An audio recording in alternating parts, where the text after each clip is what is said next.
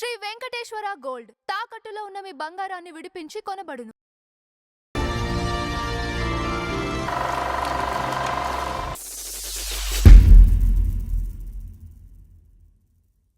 నమస్కారం నందం హరిచంద్రరావు గారు. నమస్కారం అంజబాబు గారు.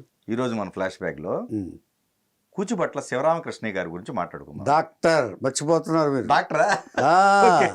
డాక్టర్ కూచిపట్ల శివరామకృష్ణయ్య గారు. తర్వాత ఆయన స్పెషాలిటీ ఏంటో తెలుసా? ఆయన స్క్రీన్ కుంటే మిగిలిన వాళ్ళు సరిపోరు. ఆయన స్పెషాలిటీ ఏంటో తెలుసండి? ఆయనకి పాత్రలు ఎలా వచ్చినాయి అనుకుంటున్నారు మీరు? ఆయన పొట్టతోటి వచ్చినాయి. అందుకేనా అన్ని బ్రాహ్మణ క్యారెక్టర్లే చేశారు. బ్రాహ్మణ క్యారెక్టర్, టిపికల్ క్యారెక్టర్ కూడా చేశారు. చెప్తాను నేను ఏమండి. తర్వాత ఎన్టీఆర్కి తండ్రిగా కూడా చేశారు. అది తర్వాత ఏది వాహిని వాళ్ళ పిక్చర్లో, అది మర్చిపోకూడదు మనం. శివరామకృష్ణయ్య గారు 1897లో గుంటూరు జిల్లా తెనాలి తాలూకా పెదరావూరు గ్రామంలో కృష్ణాష్టమి రోజున జన్మించారు. అందుకే ఆయన కృష్ణ యాడ్ చేశారు, శివరామకృష్ణయ్య పేరు పెట్టడానికి. కృష్ణాష్టమి రోజున జన్మించారు ఆయన. ప్రాథమిక విద్యాభ్యాసం అంతా అదే సద్బ్రాహ్మణుల కుటుంబం, మనకు తెలిసిందే అన్నీ. వాళ్ళంతా ఎడ్యుకేషన్ అంతా పద్ధతిగా చేస్తారు. తెనాలి జరిగింది. కానీ ఆయన విశాఖపట్నం వెళ్ళి ఎల్ఎంపి డాక్టర్ చదివాడు. ఆయన మెడిసిన్ ఎడ్యుకేషన్ అయిపోయిన తర్వాత ఇక్కడ ఎల్ఎంపి అంటే లైసెన్స్ మెడికల్ ప్రాక్టీషనర్ ఏదో ఉంటుంది. ఎల్ఎంపి అంటే అది చదివాడు. ఎంబీబీఎస్ కాదు. మెడికల్ ప్రాక్టీషనర్ అంటే మొత్తం అన్నీ నేర్చుకుంటారు, బట్ ఎంబీబీఎస్ డిగ్రీ మాత్రం ఉండదు. ఏమంటే విశాఖపట్నంలో ఉంది ఆ కాలేజీ, ఎల్ఎంపి కాలేజీ. దాంట్లో చదివారు. చదివి వచ్చి ప్రాక్టీస్ పెట్టారు. 1923లో ప్రాక్టీస్ పెట్టారు. 23కి అయిపోయింది ఇదంతా. అక్కడ చదువుతుండగానే నాటకాలు వేశారు. ఎక్కడ విశాఖపట్నంలో, ఇక్కడ తెనాలిలో చదువుతుండగానే. అక్కడి నుంచి వచ్చిన తర్వాత రామవిలాస సభని మనం ఆర్టిస్టులు అందరి గురించి చెప్పుకున్నాం. తెనాల్లో చాలా పాపులర్ నాటక సంస్థ. ఆర్టిస్టులు అందరినీ తీసుకుని గ్రూప్గా చేసి ప్రదర్శనలు ఇచ్చేవారు. మన సురభిలాగా కరెక్ట్. మనం చాలామంది ఆర్టిస్టుల గురించి చెప్పుకున్నాం. రామవిలాస సభలో టచ్ అయిన వాళ్ళు ఎవరు లేరు. స్థానం నరసింహారావు గారు, బళ్ళారి రాఘవ గారు, బందా కనకలింగేశ్వరరావు గారు, మాధవపెద్ది వెంకటరామయ్య గారు, ఇలాంటి ప్రముఖులందరూ అందులో సభ్యులు. ఏమండి వాళ్ళతో పాటు కలిసి చేస్తే ఒక ప్రెస్టేజ్ కింద భావించేవారు. రామవిలాస్ సభ అంటే అంత పాపులర్ అది. కొంగర సీతారామయ్య గారిని ఎవరు స్థాపించారు అది. ఏమండి అది ఆ రామవిలాస్ సభలో చేరి ఈయన వేషాలన్నీ ఏంటనుకుంటున్నారు? జరాసంధుడు, రావణాసురుడు, దుర్యోధనుడు, కర్ణుడు, ఇట్లా వేషాలు వేస్తూ ఉండు ఆయన.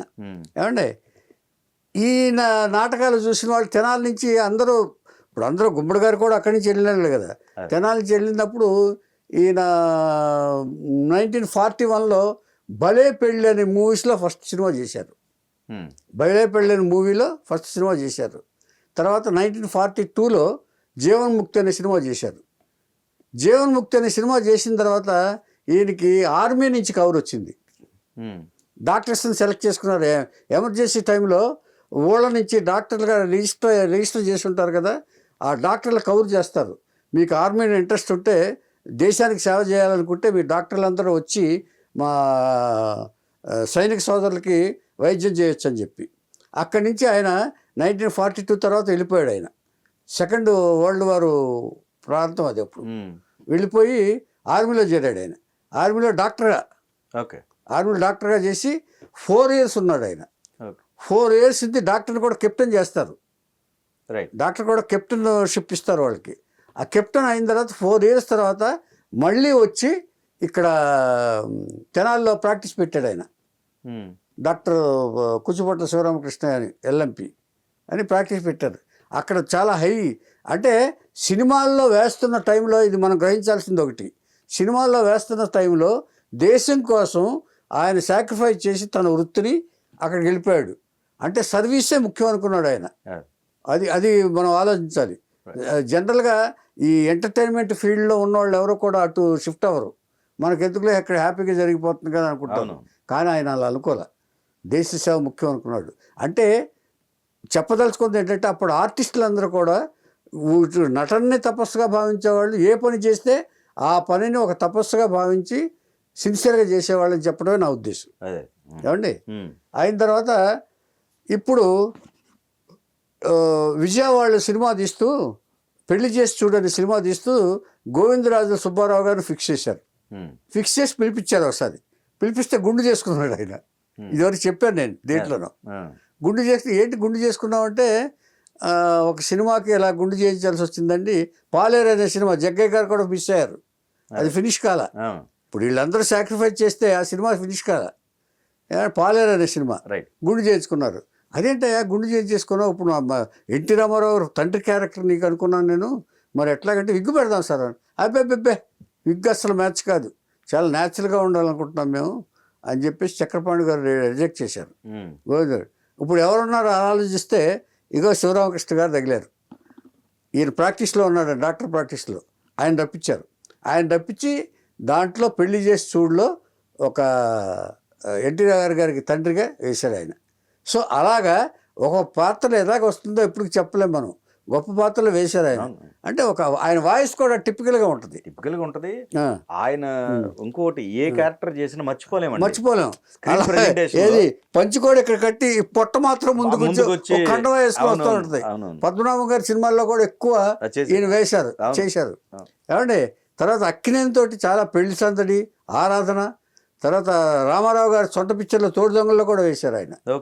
పెళ్లి చేస్తున్న తర్వాత తోడు దొంగలు వేశారు, దక్షయజ్ఞంలో వేశారు, వారసత్వంలో వేశారు. తర్వాత ఈయన నాగేశ్వరరావు గారితో వేశారు. దాదాపు 4-5 పిక్చర్లు వేశారు. ఇక ముఖ్యంగా చెప్పుకోవాల్సింది ఏంటంటేనండి, ఈయన సినిమా మీకు లవకుశ గుర్తుందా? లవకుశ అయ్యి వల్ల నోరి మావా నీ పిల్లని రేలంగి గిరిజ. ఆ గిరిజ తండ్రి ఈయన. అయిందాని కల్లదెందు కల్లుడా ఓరల్లుడ మేనల్లడ మా అప్ప గోరి పిల్లడా అయిందాని కర్రదెందు కల్లుడా అని పాట పాడుతూ రేలంగిని బతిమాలుతాడు. చెయ్య ఈ శవతకారి మాటలందు ఏదో పాడతాడు ఆయన, కసురుకుంటాడు ఆయన. ఆ వెనకాల రేలంగారి వెనకాల పడే క్యారెక్టర్ ఈయనే. ఇంకా ముఖ్యమైన క్యారెక్టర్ ఏంటి, పరమానంద శిష్యుల కథలో ఈయన విరూపాక్షగా వేసి పరమానంద శిష్యుల గారి దగ్గరికి వచ్చి పరమానంద గారికి స్నేహితులు ఈయన. ఆ చూడటానికి వస్తాడు. వచ్చి ఆ శిష్యులందరూ ఉంటారు. శిష్యులందరూ సందర్భం వచ్చి అసలు ముట్టికాయ అంటే ఏమిటి, జల్లకాయ ఏమిటి, కొత్తు అంటే ఏమిటి అని డౌట్ వచ్చి అడుగుతారు వాళ్ళు. అని ఆయన డెమాన్స్ట్రేషన్ ఇస్తారు. ముట్టికాయ అంటే ఇది, జల్లకాయ అంటే ఇది, చెంపకాయ అంటే ఇది, కొత్తు అంటే ఇది అంటూ చెబుతారు. అలాగా అని అయితే ఒకసారి చూస్తామని చెప్పి ఆయన కొడతారు, దండం పెట్టేస్తాడు ఆయన. ఈ క్యారెక్టర్ బాగా రిజిస్టర్ అయిన క్యారెక్టర్లు ఆయన. ఇలాగా తర్వాత ద్రౌపది మాన సంరక్షణలో కర్ణుడిగా వేశారు. కర్ణుడి క్యారెక్టర్ ఉంటుంది. కర్ణుడి క్యారెక్టర్ వేశారు అప్పట్లో.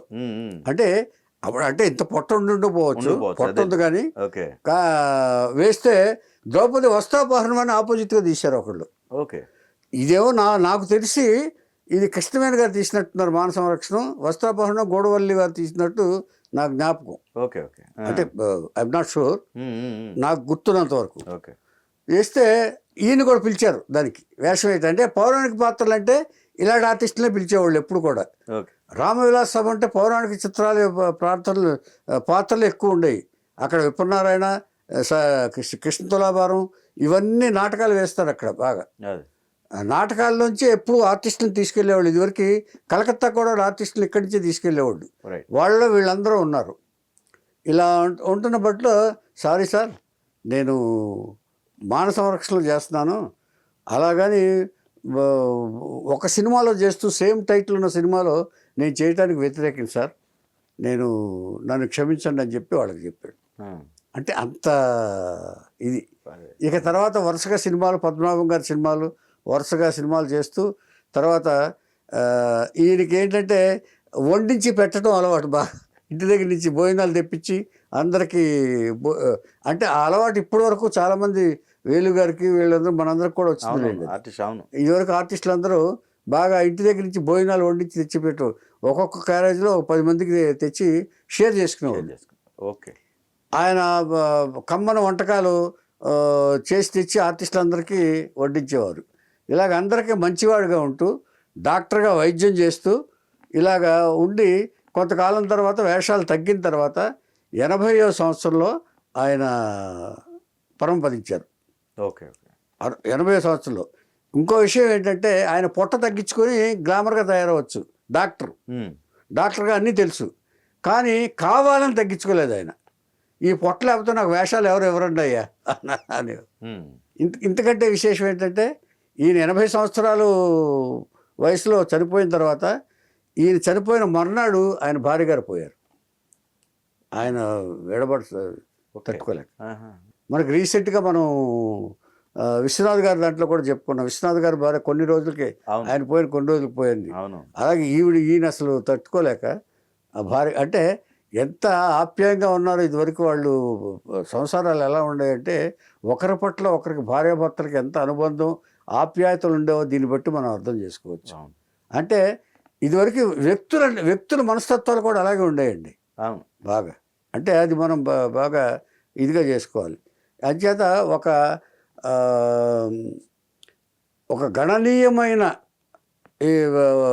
దీంట్లో వేస్తూ పాత్రలు వేస్తూ ఏ పాత్ర వేసినా దానికి న్యాయం చేస్తూ ఒక టిపికల్ వాయిస్ తోటి అక్కినేని గారితో చాలా చేశారు. ఆరాధన వీళ్ళతో కూడా చేశారు ఆయన లేటెస్ట్ దాంట్లో కూడా.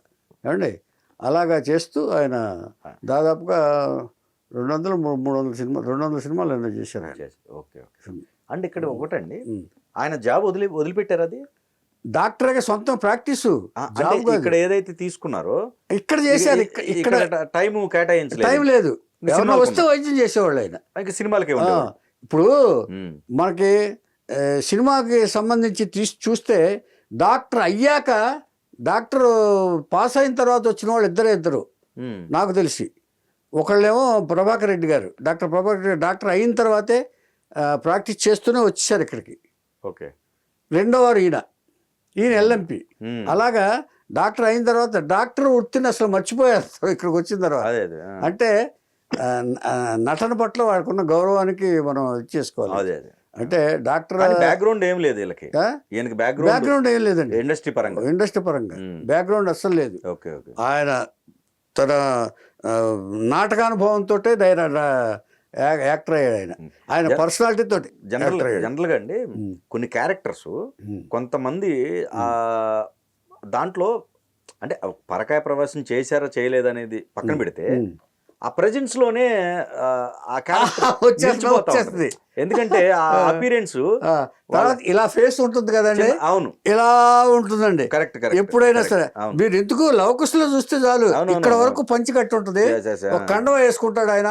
అయ్యిందాని కళ్ళెందు కల్లుడా, ఓ అల్లుడా మేనల్లుడా, మా అప్ప పిల్లడా. కరెక్ట్. ఆయన ఆహార్యంగాని అది గాని వాయిస్ కూడా టిపికల్ గా ఉంటుందండి. అదే ఆయన వాయిస్ కూడా. అంచేత మహా నటులందరూ ఇదివరకు నటులందరూ కూడా పరమ పవిత్రమైన నటన ప్రదర్శించారండి.